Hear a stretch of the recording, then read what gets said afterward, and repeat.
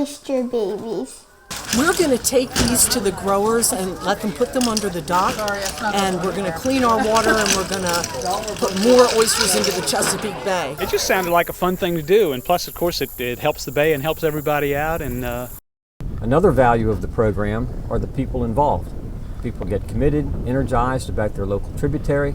They're concerned about the bay. So basically, growing oysters and caretaking of the oysters leads to a sense of stewardship for the bay at large.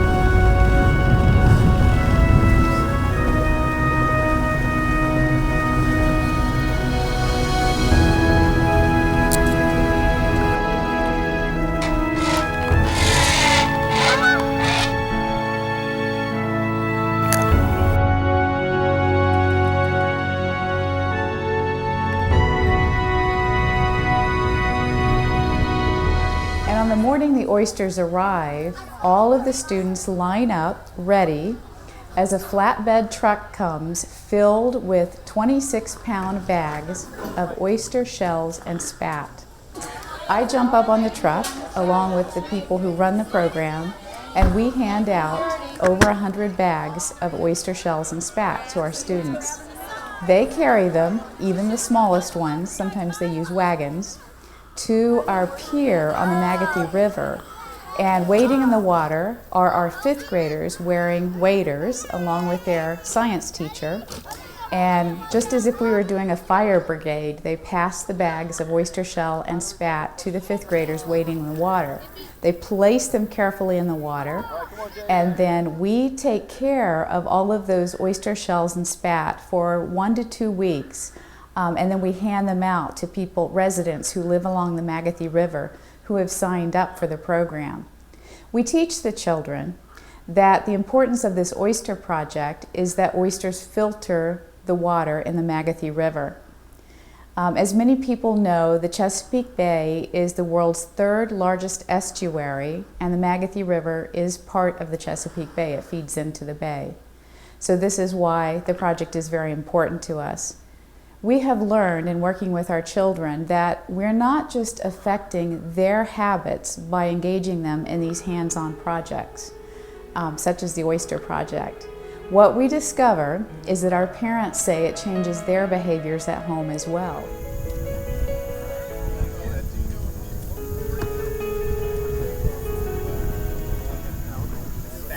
We're down by Beechwood Cove, and the water was clear. Yeah.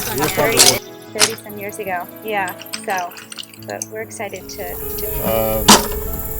good ecology. Easy live on the water. Yeah, live on the water. I can do it. It's not a trouble. Well, I think everybody needs to do everything they can to improve the health of the bay. Our baskets tend to double in size from the time we get them until the time we give them back to the foundation. So. You cannot imagine how wonderful it is. What do you do on the water? Swim, kayak, sail, motorboat, anything we can. Sit on the deck and watch it. Take pictures. Have none. Some might have a dozen or more. Do they normally attach on the inside of the shell? I think their favorite spot is the smooth side, but you'll see them occasionally on the outer rough side of the large oyster. I know. And then I saw another neighbor who had another shell on their beach. I was like, wow. I thought that was really interesting.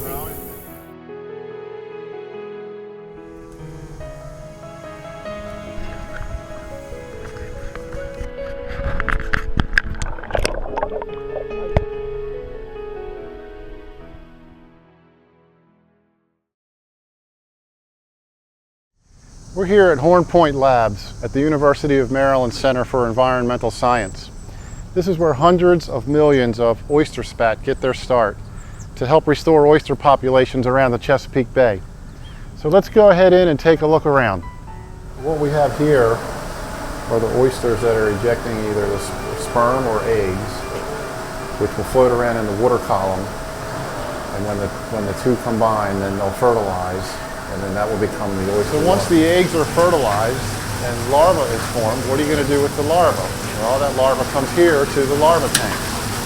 The larva will stay in these tanks for about 2 weeks until they get large enough to be separated and sorted out, and they'll end up being introduced to the setting tanks where they eventually will glue themselves to the old oyster shell. Now once larva makes their way to the larva tank, they do have to eat, and their main course is algae. And what you see in this lab is the beginnings of the algae that will be the food for the larva in the tanks. These are algae tanks, and it's a very immense operation because with all of the millions and millions of larvae that are in the larva tanks that eat 6 times a day, they need this much algae to be able to grow in the larva tanks. This is the setting tank here at Horn Point Lab. This is where oyster larva meets the old bare shell. For Maryland Grows Oysters program, they'll sink about 600 shell bags in each tank. Then they'll introduce the larva into the tank, and the larva will swim around until they glue themselves to the old shell. A couple of weeks will go by until the larva has actually developed a small oyster shell and are big enough to see, about as big as your fingernail. And that's a good indication that they're ready to distribute to all the various rivers around the Chesapeake Bay that participate in the Maryland Grows Oysters program. Often people ask, what are some results from the Marylanders Grow Oysters program? In terms of oysters, one of the results are large clumps of oysters that grow on the bottom of the rivers. The oysters begin as spat in cages. They're tended by the growers in all the different rivers, and then they're planted on the bottom. 4 or 5 years later, these large clumps develop. These clumps of oysters are valuable because, one, they're habitat to mussels, barnacles, and other creatures, worms, small crabs, etc. And also, of course, they filter the water. So you have habitat, you have filter organisms resulting from the Marylanders Grow Oysters program, which are easily seen right here.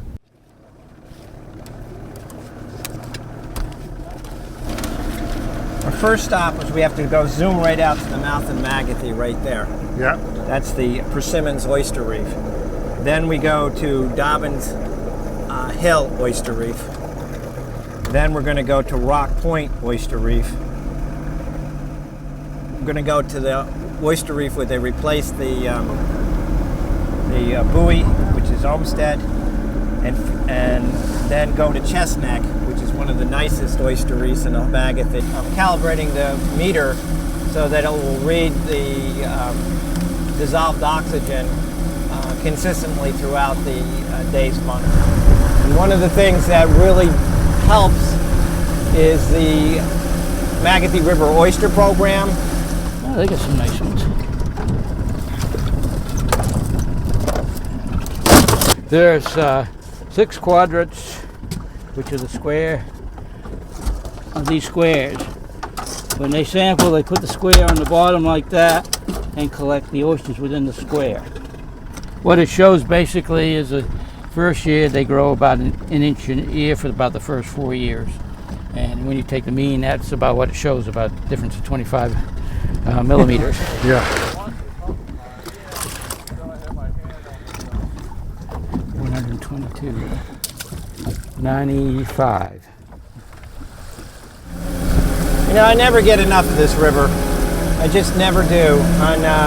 Late on an afternoon in September, the trees haven't turned yet, and I look and I see people still enjoying the river. I see a few boats. I see some sailboats out here. I see actually a small sailing school, and I believe they come from the Glacier Club, darting back and forth.